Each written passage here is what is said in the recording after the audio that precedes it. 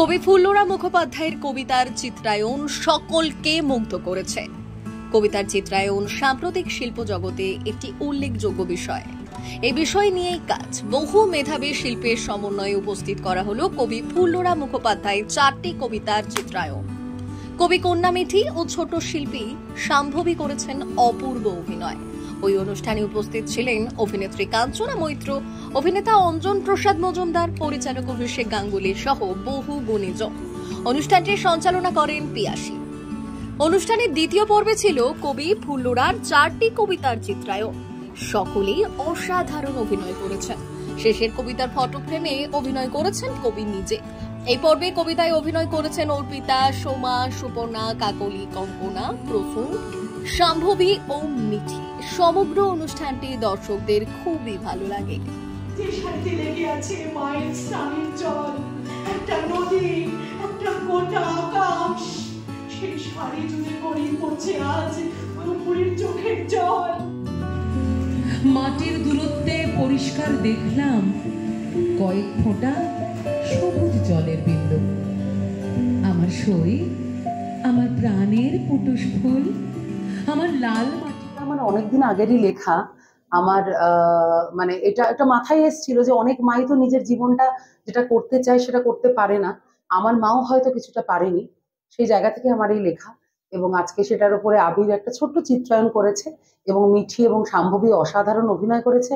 জানি না আমি কতটা করতে পেরেছি।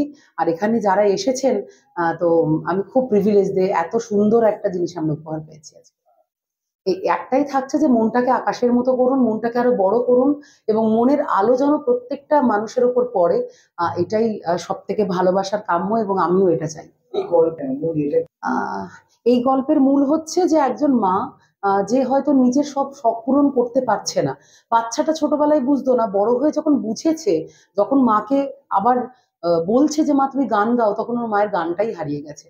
তো আমি এটা সন্তানদেরও বলবো যে মা মানেই শুধু না খেয়ে আধপেটা খেয়ে সবকিছু জলাঞ্জলি দিয়ে অলওয়েজ শুধু ছেলে মেয়ে বরের জন্য, শাশুড়ি শ্বশুরের জন্য বাঁচবে, তা নয়।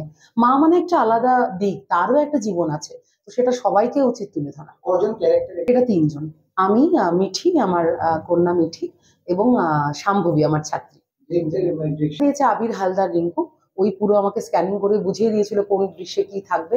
তো অসাধারণ কাজ করেছে, ওই সিনেমাটোগ্রাফারের কাজটা করেছে আর এডিটিংও করেছে। আগামী দিনে আরো এরকম ছোট ছোট কবিতার উপরে প্রচুর কাজ হবে এবং অবশ্যই তোমাদের সমস্ত চ্যানেলকে ধন্যবাদ, তোমাকেও ধন্যবাদ যে আমাদের এই কাজগুলোকে তোমরা তুলে ধরছো বলেই আরো অনেক মানুষ দেখতে পাচ্ছে। তো অনেক ধন্যবাদ। প্রথমত শুধু তো মা নয়, মায়ের মধ্যেও যে একটা ক্রিয়েটিভ নারী লুকিয়ে থাকে এবং মাও যে এন্ড অফ দ্য ডে মায়ের পরিচয়ে বাইরেও যে সে একজন মানুষ এবং তারও একটা নিজস্বতা আছে, তারও জীবন আছে, তার চাওয়া পাওয়া আছে এবং তিনিও একজন শিল্পীও হতে পারেন। সেইটার অদ্ভুত একটা শিল্পী মানে, কিন্তু আমাদের মধ্যে একটা ধারণা হয় শিল্পী মানেই তথাকথিত কোনো মানুষকে প্রফেশনালি শিল্পী হতে হবে। না, আমি মনে করি কোনো মানুষ মননে আর চিন্তায় শিল্পী হয়। অনেক মানুষকে আমি চিনি যারা প্রচুর কাজ করেন, প্রচুর ছবি করেন, প্রচুর টেলিভিশনে কাজ করেন, প্রচুর পেইন্টিং করেন, প্রচুর ভালো নাচেন, কিন্তু মনে প্রাণে তারা খুব হিসেবি, তারা একদমই শিল্পী নয়। তো শিল্পী মননে হয়, শিল্পী চিন্তায় হয়, তো মানুষ শিল্পী সেটাতেই হয়। তো আমাদের মায়ের মধ্যেও যে শিল্পের ব্যাপারটা থাকে এবং মায়ের চাওয়া পাওয়া আমার ভীষণ। সকল দর্শক বন্ধুদেরকে নমস্কার জানাই।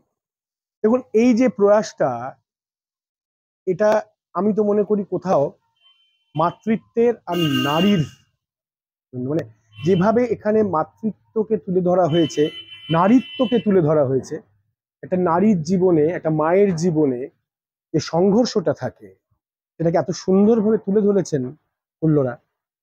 আমি তো সত্যি মানে আমি মুগ্ধ। আর প্রত্যেক কজন শিশু শিল্পী দুজনেই যারা কাজ করেছেন তারা অসম্ভব ভালো কাজ করেছেন। আমাদের ডিরেক্টর যিনি, ডিওপি যিনি, খুব ভালো লেগেছে, মনকে ছুঁয়ে গেছে। আমি যার জন্য বলছিলাম তখন যে আমার নিজের ছোটবেলাতে আমার মায়ের কথা মনে পড়ছিল, খুব মাকে খুব যেন আজকে মিস করছিলাম। দেখুন, ও তো নিজে একজন মা, আর প্রত্যেক নারীর মধ্যে একটা মাতৃত্ব থাকে। আর কবি মানুষ, আবেগী মানুষ, মাতৃত্ব তো ভরে ভরে থাকবে ওর মধ্যে, না? মানুষটা তো বড় ভালো, গুণী মানুষ, ভালো মানুষ। আমি ফুল্লরা এবং শর্মিতার প্রত্যেকটা প্রোগ্রামে এসে থাকি। আমি খুবই ওদের এই ক্রিয়েটিভ যে এন্ডিভার্স গুলো সেগুলোকে প্রচন্ডভাবে সাপোর্ট করি এবং আজকে যে এই ছোট্ট একটা ক্লিপ আমরা দেখলাম মনে হলো পুরো একটা সিনেমা দেখে নিলাম এবং আমাদের নিজেদের জীবন কাহিনীর সাথে আমরা একদম রিলেট করতে পারছি। আমরা যেমন দেখেছি ছোটবেলায় মায়েরা এত কাজ করতো, সারাক্ষণ পাশে থাকতো, আমরা নতুন মায়েরা আমরা সেইভাবে পারি না যেভাবে আমাদের মারা করেছেন। আমরা ছেলে মেয়েদের জন্য অতটা করে উঠতে পারি না, কিন্তু সেই মায়েরা কিন্তু টোটালি আনরেকগনাইজড। বরং আমরা একটু বিরক্তই হতাম ছোটবেলায়, একটু বেশি বললে খেয়েছিস তো, বারবার মা এখনো ফোন করলে জিজ্ঞেস করে তুই খেয়েছিস তো, যেন আমি না খেয়েই আছি। এই ধরনের যে একটা মায়ের সাথে যে আমাদের রিলেশন যেটা, সেটাই সিনেমাটা দেখে না আরো ভালো করে মনে পড়ে গেল। তো ভীষণই মানে দিল কো ছু গেয়া। ভীষণ সুন্দর, শুধু 3 মিনিটে, কিন্তু মানে গল্পটা এত সুন্দরভাবে 3 মিনিটের মধ্যে জিনিসটা প্রজেক্ট করা হলো। একটা সিঙ্গেল মাদারের স্ট্রাগল, সে কি করে মেয়েকে বড় করছে আর তার দুঃখটা গানের মধ্যে দিয়ে she is trying to draw strength.